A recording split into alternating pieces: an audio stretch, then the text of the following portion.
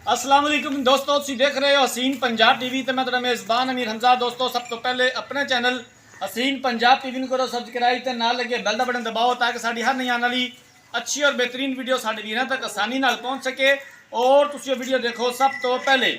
अज जनाब अपने वीरां भरावां वास्ते एक तीजन वाली वीडियो लैके हाजिर होए हैं। तीसरा सूबा सूईए कैमरामैन सब जानवर दिखाणगे, उस तो बाद सारियां गल्लां बातां मालकां दी जुबानी मालकां कोलों पुछांगे कि किन्ने दिनां दी सूई है, किन्ना दुध है, की डिमांड करते हैं।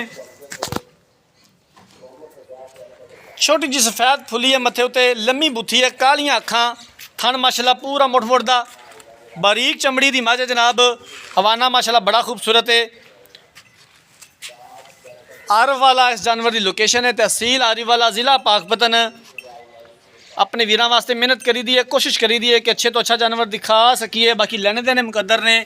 थन देख सकते हो माशाल्लाह, सोहनियां विरलां, पूरा मुठ मुठ दा थन। सुबह जनाब तीसरा सूई है और थन पहलना झोटियां रंगा। ये नीली दी खसूसियात ने। बाडी देख सकते हो माशाल्लाह। दूसरा सूबा भी कहिए तो जानवर चलता है, लेकिन गलत बयानी अपने वीरां नाल नहीं करनी। ओरिजिनल तीसरा सूबा मझ सूई है। बाकी सारी गलबात मालका कोलों पुछ लवांगे। भाईजान खोल के टोरिया जे।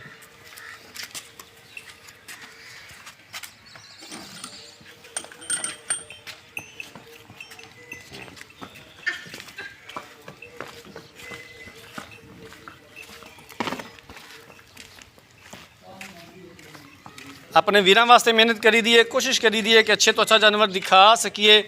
बाकी लेने देने मुकद्दर ने। हवाना माशाल्लाह बड़ा खूबसूरत है, देख सकते हो।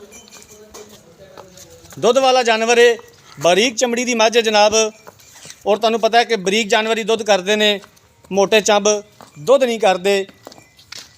बाकी मालका कोलों सारी गलबात इहदी पुछ लैंदे आ। पिछे जनाब इहदे कट्टा है, कट्टे के पिछले दोवें खुर सफेद ने। अस्सलाम वालेकुम जी।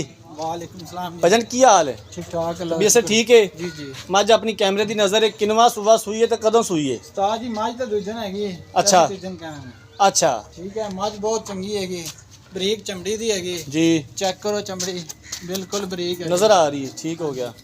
ते दुध माशाल्लाह मझ कोल चंगा हैगा। इस टाइम 6वां दिन है सूई नूं। अच्छा। दुध 12 किलो दोवें टाइम चुआ के देंगे। ठीक है। नुखे नुखे जिहड़ा चुआ हैगा बहुत है। चंगा हैगा चुआ। ठीक साडी है। गारंटी घर तिकन हैगी। मझ साडी दुध तो वधेगी। कितना को दुध करेगी मझ? दुध 15-16 किलो दुध आराम ना करेगी। करना चाहिए इस सूबे नूं 15-16 किलो करना चाहिए। 12 किलो हाज़र टाइम मौजूद है इंशाल्लाह। बोले 12 किलो दुध हैगा ते इंशाल्लाह जाके तुहानू लामा नहीं आएगा। सही हो गया। हाँ जी। भाईजान इहदा की मुੱਲ है, किन्ने दे पैसे ने? फाइनल जे प्यार मुहब्बत वाला मुੱਲ की हैगा? मोल तो डिमांड नूं छड्डो, फाइनल जे पैसे दसने ने। मोल तो 5.5 करन दे। मैं क्या डिमांड छड्डो, फाइनल जे पैसे दसो। 4.35 दे देंगे। 4,35,000 दी। हाँ जी। को मजीद कर रहे हैं तो दीद प्यार हो जाएगा। वो हो जाएगा, चाह पानी ना दीद प्यार हो जाएगा। सही हो पानी दा जी। ठीक हो। हाँ जी। बाकी इहदे थना दा वादा घाटा कोई मसला मसाइल गारंटी तौर तिकन साडी हैगी उस्ताद जी। वो तो सुई हुई है, बाकी चो भी लेनी चोवा के देंगे जी। ठीक हो गया।